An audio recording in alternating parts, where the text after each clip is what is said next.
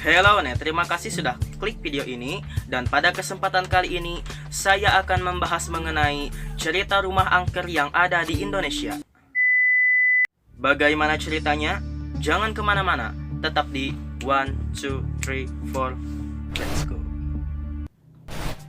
Rumah memang menjadi tempat tinggal bagi semua manusia dari zaman dulu hingga hari ini. Rumah menjadi sebuah benda yang harus dimiliki oleh semua orang, terlebih lagi bagi seseorang yang sudah berumah tangga. Semoga Anda cepat mempunyai rumah. Dan berikut adalah cerita rumah angker yang ada di Indonesia.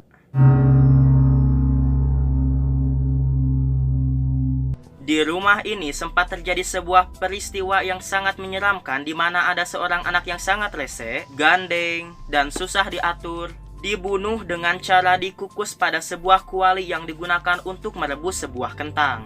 Berdasarkan sebuah film yang pernah ditonton oleh saudari saya, di rumah ini terdapat sesosok anak laki-laki yang sangat nakal dan sangat susah diatur. Di saat juraganya pergi dan hanya meninggalkan anak rese ini saja, seorang pembantu di rumah ini sampai membunuh anak rese tersebut dengan cara dikukus pada sebuah kuali yang digunakan untuk merebus sebuah kentang. Ditambah lagi, anak tersebut yang sudah mati dikukus itu dipotong-potong dan dimutilasi untuk dijadikan sebuah hidangan malam bagi keluarga tersebut. Di rumah itu juga sering tercium aroma kentang dan juga biasa terdengar anak laki-laki yang mewek, padahal rumah itu dalam keadaan tidak berpenghuni. Kisah menarik juga dialami oleh seorang laki-laki yang tinggal di sekitar rumah itu untuk menjaga sebuah kedai. Dia pernah mencium aroma kentang yang sangat menyengat pada malam hari. Ada pula cerita yang dialami oleh seorang laki-laki juga yang kebetulan lewat rumah itu, di mana dia juga mencium aroma kentang yang sangat menyengat. Dia pun menghiraukan aroma kentang tersebut dan terus berjalan. Tapi saat dia berjalan, dia merasa ada sosok yang sedang mengikutinya, namun laki-laki itu tidak punya keberanian untuk menengok ke belakang. Waktu tiba di rumahnya, dia merasa sangat merinding lalu mencuci muka. Dan saat bercermin mungkin untuk melihat jerawatnya, dia pun melihat ada sesosok wanita yang sedang berdiri di belakangnya sambil meminta tolong. Lantas laki-laki ini pun berteriak seperti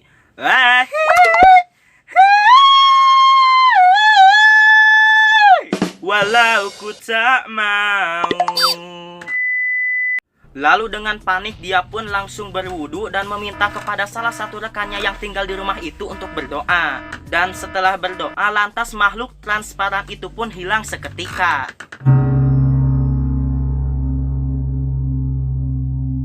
Banyak gosip yang beredar di sekitaran rumah itu menyebutkan kalau rumah itu menjadi tempat di mana banyak makhluk transparan yang bergentayangan di rumah itu. Dan konon kabarnya, rumah menyeramkan ini sudah ada sejak zaman kolonial Belanda. Jika dilihat secara sekilas, rumah ini hanya mempunyai satu lantai. Dan bila kita mendekati bangunan tersebut, kita akan menemukan dua lantai lagi di bawahnya. Rumah ini sering dijadikan tempat wisata karena desas-desus mengenai rumah ini berhantu menjadi daya tarik sendiri bagi sebagian orang. Alasan sang pemilik rumah meninggalkan rumah ini pun juga belum diketahui. Katanya rumah ini sempat dijadikan tempat pembunuhan. Dan karena kasus pembunuhan itulah, rumah ini pun menjadi tempat yang sangat bagus untuk dihuni oleh makhluk transparan yang berminat untuk mengontrak di rumah itu. Kita akan melanjutkan cerita ini setelah jeda pariwisatawati berikut ini.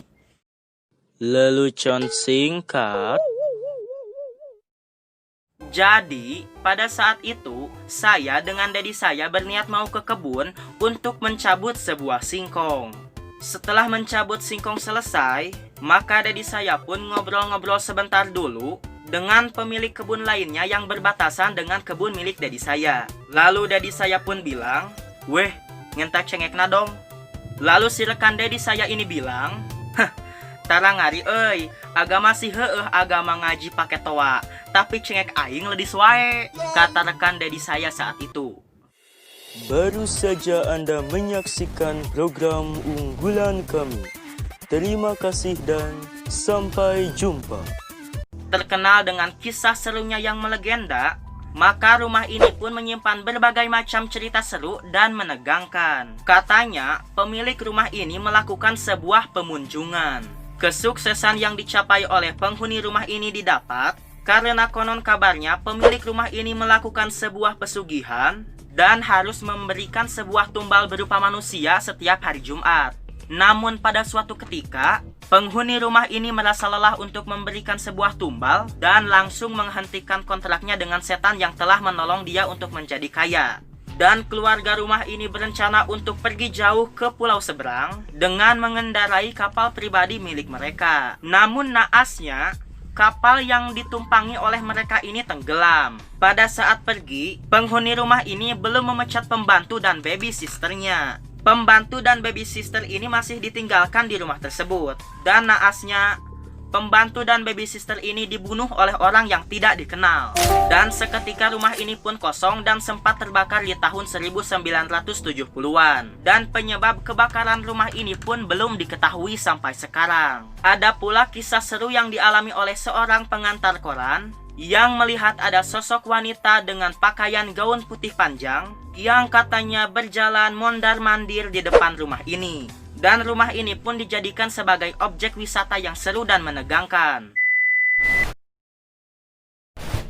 Sekian dulu cerita dari saya kali ini. Bagaimana menurut Anda? Apakah cerita dari rumah angker yang ada di Indonesia ini cukup menegangkan bagi Anda? Dan apakah Anda merasa terhibur? Silahkan Anda berkomentar di bawah. Dan jangan lupa pula kepada Anda untuk memberikan ide, kritik, dan saran untuk perbaikan video saya yang akan datang. Sekian dan terima kasih. Salam permanen dan sampai jumpa.